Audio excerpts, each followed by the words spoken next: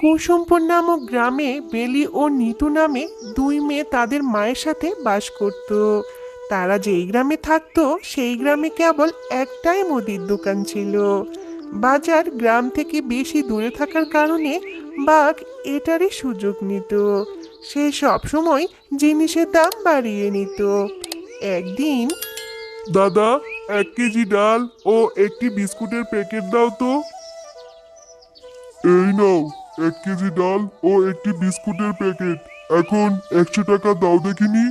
কি বলছো কি দাদা, এত দাম হবে কেন? বিস্কুটের দাম তো 20 টাকা আর ডালের দাম 50 টাকা, মোটে তো 70 টাকা হলো। তুমি এত বেশি নিচ্ছ কেন? দেখো ভাই, অত শত বুঝি না। শহর থেকে এসব জিনিস আনতে আমার অনেক টাকা খরচ হয়েছে। তোমার যদি এত দাম দিয়ে দিতে ইচ্ছে না হয় তাহলে নিও না। বাজার থেকে কিনে আনো গিয়ে। আমার দোকান থেকে জিনিস নিলে দাম দিয়েই নিতে হবে। গ্রামে আর কোনো দোকান না থাকায় মিচকে বাধ্য হয়ে বেশি দাম দিয়ে চলে যায়। মা, ও মা, আমার না খুব চকলেট খেতে ইচ্ছে করছে। আমাকে কিছু টাকা দাও না, আমি চকলেট কিনে খাই। মা রে, তুই তো জানিস আমরা কত গরিব। তোর বাবা মারা যাওয়ার পর কোনো রকমে তোদেরকে নিয়ে সংসারটা চালাচ্ছি। এখন আমি চকলেট কেনার টাকা কোত্থেকে দেবো রে মা? না মা, আমি কিচ্ছু জানি না। তুমি আমাকে এখন চকলেট কেনার টাকা না দিলে আমি কিন্তু এখন কাঁদতে শুরু করব। ও মা, দাও না বোনকে কিছু টাকা, বোন তো কাঁদছে। হ্যাঁ হ্যাঁ, হয়েছে। তোকে আর বোনের হয়ে কথা বলতে হবে না। এই নে 20 টাকা। 10 টাকা চকলেট খাবি আর 10 টাকা ফেরত আনবি। ঠিক আছে মা, আমার লক্ষ্মী মা, তুমি কত ভালো। এরপর বেলি চকলেট কেনার জন্য বাঘের দোকানে গেল। বাঘ মামা, ও বাঘ মামা, আমাকে একটা চকলেট দাও তো। এই নাও চকলেট। বাঘ মামা, আমার 10 টাকা ফেরত দাও। কেন কেন? টাকা ফেরত দেবো কেন? এই চকলেটের দাম 20 টাকাই। এই শুনে বেলি সেখান থেকে চলে যায়। বাঘ মামা তো বললো চকলেটের দাম 20 টাকা, কিন্তু মা যে আমাকে 10 টাকা ফেরত নিয়ে যেতে বললো। এখন আমি কি করি? এরপর বেলি বাড়িতে চলে যায় আর টাকা ফেরত না নেওয়ায় শেফা শিয়ালিনী অনেক রেগে যায়। 5 টাকা চকলেট 20 টাকা দিয়ে নিয়ে এসেছিস? এমনিতেই অভাবের সংসার, আর বাকি টাকা কই? হ্যাঁ, আর টাকা ফেরত দেয়নি? না মা, বাঘ মামা তো বললো এই চকলেটের দাম 20 টাকাই। কতবার বলেছি ওই দোকানে যাবি না। ও তো দোকানদার নয়, ও একটা ডাকাত। সব জিনিসের দাম দ্বিগুণ হারে নেয়। এমন অসৎ ব্যবসায়ী আমি আর 2টা দেখিনি। এরপর থেকে ওই দোকানে আর যাবি না, আর আজ থেকে তোর চকলেট খাওয়া বন্ধ। শেফা শিয়ালিনীর কথায় বেলি অনেক মন খারাপ করে আর সেখান থেকে চলে যায়। আমার আর চকলেট খাওয়াই হলো না। বাবা বেঁচে থাকতে আমায় কত চকলেট এনে দিত। আমার যে চকলেট খেতে খুব ভালো লাগে। ওই বাঘ মামা খুব খারাপ। আমার কাছে যদি একটা চকলেটের গাছ থাকতো তাহলে আমি ইচ্ছে মতো চকলেট খেতে পারতাম।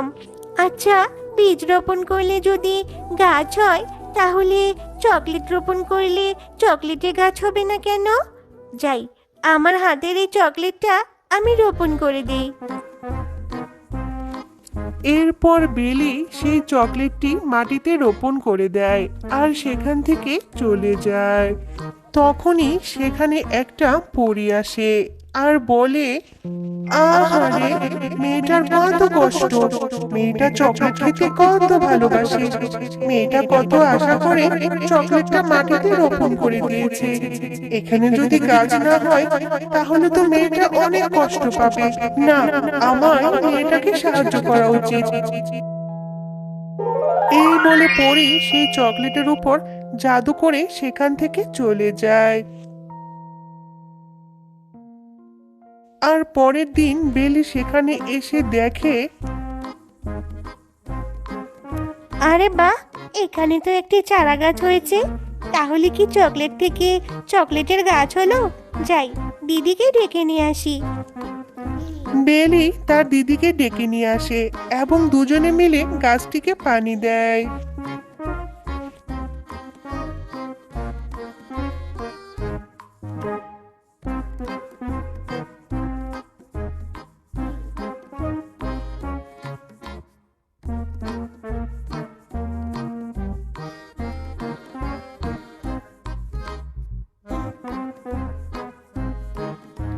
কয়েকদিনের মধ্যেই গাছটি অনেক বড় হয়ে যায় আর গাছটিতে অনেক রকম চকলেট ধরা ছিল, যা দেখে বেলি ও নিতু অনেক খুশি হয়ে যায়। দিদি, আমি অনেক খুশি। আজ থেকে আমি এই গাছ থেকে অনেক চকলেট খেতে পারবো। হ্যাঁ রে বোন, শুধু তুই নস, এখন থেকে এ গ্রামের সব বাচ্চারা এই গাছ থেকে চকলেট খেতে পারবে। তোকে চকলেট খাওয়ার জন্য আর মায়ের কাছ থেকে বকা খেতে হবে না। তুই যত ইচ্ছা তত চকলেট খেতে পারবি। এরপর থেকে গ্রামের সব বাচ্চারা সেই চকলেট গাছ থেকে চকলেট খেতে থাকে আর সব বাচ্চারা অনেক খুশি ছিল। গ্রামের এই চকলেট গাছের কথা মুকুল জানতে পারে আর মনে মনে বলে, আমাকে এবার সেই চকলেট গাছ থেকে চকলেট পেড়ে আনতে হবে। গাছের সেই চকলেট বিক্রি করতে পারলে আরো টাকা রোজগার করতে পারবো।